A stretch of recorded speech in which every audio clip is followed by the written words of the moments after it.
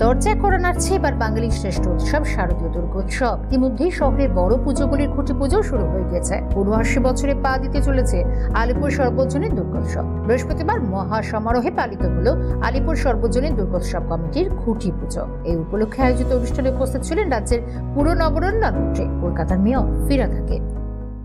বড় পুজো অর্থাৎ পাড়ার মানুষের আনন্দ।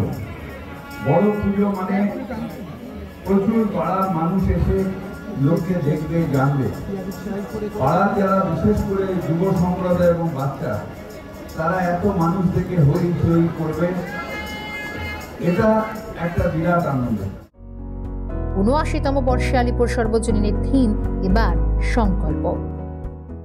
৭৯তম বর্ষে আলিপুর সর্বজনীনের থিম সংকল্প। দুর্গাপুজো শেষ হয়ে গেলেই নতুন পুজোর চিন্তাভাবনা আমরা শুরু করে নিই।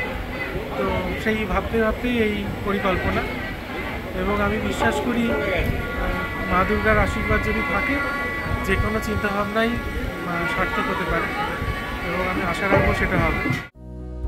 এ প্রসঙ্গে কি জানাচ্ছেন পুজোর উদ্যোক্তারা, শুনুন। এবছরের পুজো হচ্ছে সংকল্প। যে সংকল্প নিয়ে সারা বছর আমরা কাজ করি, সেই সংকল্প থেকে একটু অন্যরকম সংকল্প।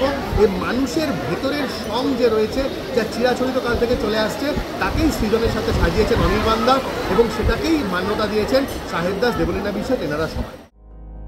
রাজীব নস্করের রিপোর্ট, ক্যালকাটা নিউজ।